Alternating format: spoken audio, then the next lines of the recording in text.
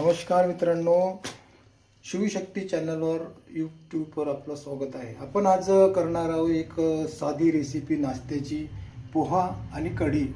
आता यासाठी आपण पोहा घेतला आहे. हा पोहा आहे अर्धा किलो. आता बघा मित्रांनो, आपण हा पोहा आता स्वच्छ पाण्याने धुवून घेणार आहोत. ते अशा प्रकारे हा पोहा आपण धुवून घेतला आहे. अशा प्रकारे आपण याला धुवून घेतलेला आहे आणि आपण हा पोहा आता परातमध्ये टाकायचा आहे. हे बघा मित्रांनो, आपण हा पोहा धुवून घेतला आहे.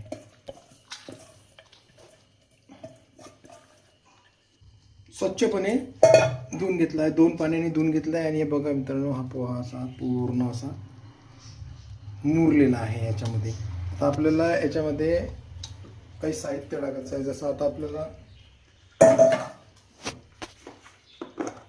याच्यामध्ये आपल्याला हळद टाकायची आहे. वरून आपण वरून अशी हळद टाकणार आहोत आणि मीठ टाकणार आहोत. साधारण अर्धा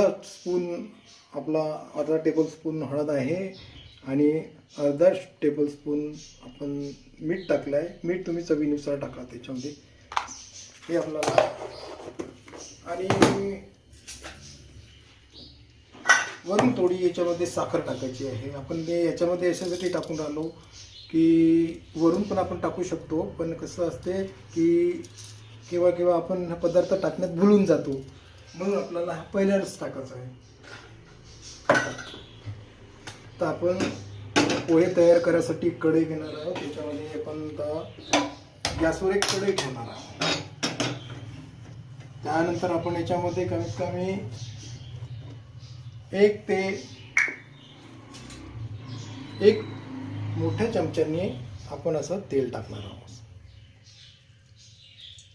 कारण 1 ते 1.5 चम्मच आपण तेल टाकणार आहोत. कारण कसं जास्त पोह्यामध्ये जास्त तेल नसते, कारण पोहे ऑइली दिसतात. त्यानंतर हे तेल गरम होण्यासाठी आपण तयार ठेवलेलं आहे. तेल गरम करायला त्यासाठी आपण लागणारे साहित्य घेणार आहोत. इथे बघा मित्रांनो, हे आता आपण घेतलेलं आहे साधारण 1 बटाटा आणि 2 कांदे असे लंबे चिरलेले आहे आणि हिरवी मिरची, गोड नीमची पत्ती, कढीपत्ता आणि हा सांबार. तर बघा मित्रांनो, आपण आता कृती करणार आहोत त्याची. तर आता आपल्याला तेल तापलं की नाही तर पाहायचं आहे. आपलं तेल तापायचं आहे एवढं. यामध्ये आपल्याला जिरं आणि मोहरी टाकायची आहे. बघा मित्रांनो, मी जिरं मोहरी टाकलेली आहे. त्याच्यानंतर आपल्याला याच्यामध्ये 1 चम्मच शेंगदाणे टाकायचे आहे. शेंगदाणे आपल्याला पहिले याच्यासाठी टाकायचे आहे की नंतर मग हे शेंगदाणे काही शिजत नाही, असे खमंग असे व्हायला पाहिजे शेंगदाणे, म्हणून आपण पहिले याच्यानंतर शेंगदाणे टाकत आहे सर्वप्रथम. त्याच्यानंतर आपण याच्यामध्ये एक बटाटा आम्ही टाकणार आहोत. एक बटाटा चिरून टाकणार आहोत याच्यामध्ये.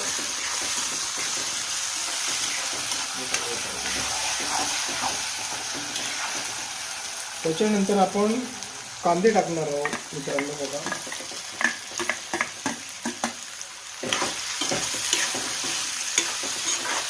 आणि नंतर हिरवी मिरची.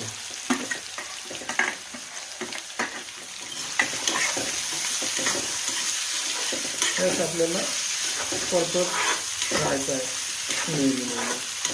कारण आलू जे आहे ते थोडं चिकट असल्यामुळे ते कढईच्या आतमध्ये चिपकतात.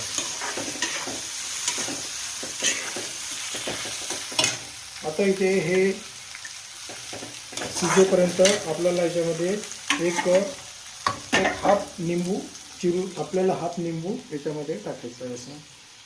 आणि अर्धा निंबू आपण पोहे झाल्यानंतर टाकणार आहोत. हे बघा मित्रांनो, मी इथे निंबू घेतलेलं आहे अर्धा. त्याच्यानंतर हे पूर्ण आपल्याला असं मिश्रण करायचं आहे. मिश्रण असं करायचं आहे. तुम्ही याच्यामध्ये सांबार पण घालू शकता. बघा मित्रांनो, याच्यामध्ये तुम्ही सांबार असं घालू शकता. काही सांबार आपण वरून टाकणार आहोत पोहे शिजल्यानंतर. हे बघा मित्रांनो, या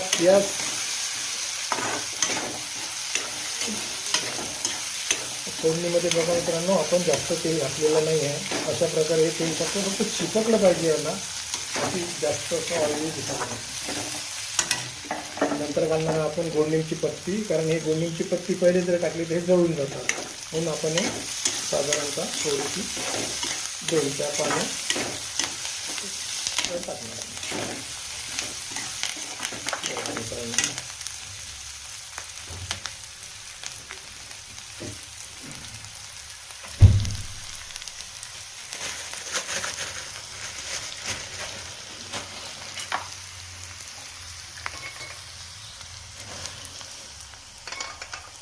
आपण याच्यामध्ये मित्रांनो बघा, आपण वाटाणे पण टाकू शकतो, हिरवे वाटाणे.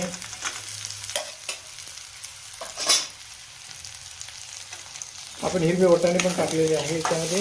हिरवे वाटाणे थोडे आपण वेळाने टाकलेले आहे, कारण कसं आहे ते वाटाणे लवकर होतात.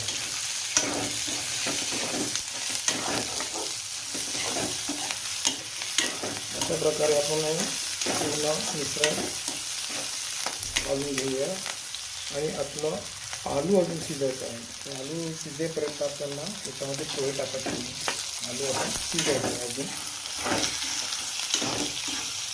मित्रांनो, आपले असे आलू आता आपले शिजलेले आहे. हे बघा मित्रांनो, असं आलू दाबून बघायचं आहे. हे आपला आलू आता शिजलेला आहे. तर आपलं आता शिजलेलं आहे. तर आता आपल्याला याच्यामध्ये पोहे घालून घ्यायचे.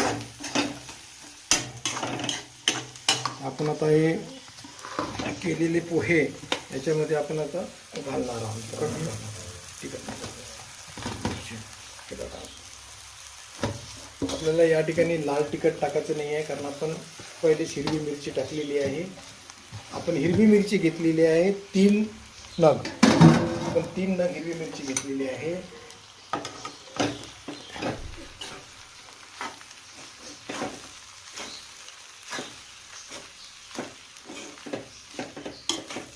अशा प्रकारे आपले हे पोहे तयार झालेले आहे. आणि आता आपण याच्यावर सांबार वगैरे, तुम्ही याच्यावर खोबरा किस पण टाकू शकता. आणि आपण जे अर्धा निंबू ठेवलं होतं ते पण आपण असं याच्यावर पिळून घेणार आहे चवीनुसार. तर आता आपल्याला बघा मित्रांनो, पोह्यासोबत आपल्याला कढी पण द्यायची आहे. आपला नाश्त्याचं नाव जे आहे तेच कढी पोहा आहे. आता आपल्याला 1 चम्मच तेल घ्यायचं आहे. तेल घेतल्यानंतर आपल्याला यामध्ये एक अर्धा चम्मच जिरं आणि मोहरी घ्यायची आहे. आणि तेवढ्याच प्रमाणात आपल्याला हे मेथी पण घ्यायची आहे. इथं मेथी दाणा हे पण आपण अर्धा चम्मच घेतलेली आहे. त्याच्यानंतर आपण 1 ते 2 मिरची घेतलेली आहे. आणि थोडासा कढीपत्ता घेतलेला आहे. बघा, आपल्याला याच्यात पहिले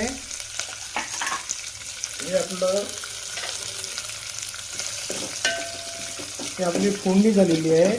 तर ही फोडणी आता जळायला नाही पाहिजे म्हणून आपण याच्यात 1 चम्मच पाणी सोडणार आहे.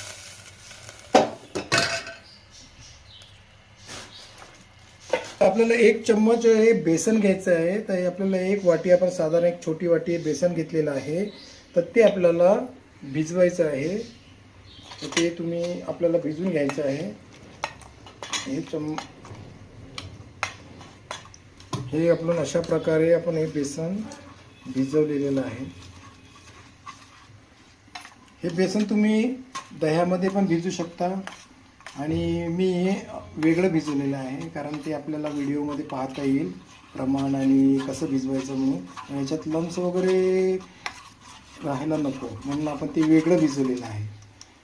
आणि आपण दही वगैरे कपड्यांनी गाळून घेतलेलं आहे.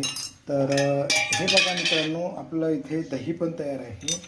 तर आपण याला दही छान आपण कपड्यांनी गाळून घेतलेलं आहे. तर आता आपल्याला याच्यामध्ये थोडी हळद घालायची आहे. याच्यामध्ये आपल्याला थोडी हळद घालून अशी, हे आपल्याला अर्धा चम्मच हळद टाकली आहे आपण याच्यामध्ये. तर आपण याच्यामध्ये हे टाकून अशी आपण याला फोडणीमध्ये टाकायचं आहे मित्रांनो. बघा, फोडणीमध्ये टाकून आपल्याला वरून हे बेसनाचं पण मिश्रण टाकायचं आहे. आपल्याला बेसनाचं मिश्रण पण आपण घालणार आहे याच्यामध्ये.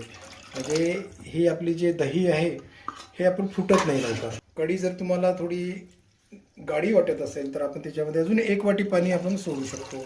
1 वाटी सोडू शकतो किंवा 1.5 वाटी सोडू शकतो. कारण जास्त पाणी आपल्याला सोडायचं नाही, कारण जास्त पाण्याने कसं जे दह्याची जे खट्टापण आहे, जे आंबटपण आहे ते चाललं जाईल. आणि आता आपल्याला शेवटी याच्यामध्ये लास्टमध्ये आपल्याला एक चम्मच मीठ टाकायचं आहे, कारण माहिती पडतं की आपलं दही किती आंबट होतं. अशा प्रकारे आपल्याला त्याच्यावरती थोडी सांबार पण सोडायचं आहे. असं सांबार पण सोडून द्यायचं आहे. आणि तसंच आपल्याला 1 चम्मच आपल्याला इथे जिरे पावडर घ्यायचे आहे. बघा, हे बघा मित्रांनो, आपली आता कढी तयार झालेली आहे इथे. तर आपण हे एका बॉलमध्ये काढणार आहे, छोट्या बॉलमध्ये कढी. बघा मित्रांनो, आणि हे अति चविष्ट अशी कढी आपल्या विदर्भातली हे तयार झालेली आहे. अशा प्रकारे आपली कढी पोहे तयार झालेली आहे. तुम्हाला रेसिपी आवडल्यास लाईक करा आणि शेअर करा.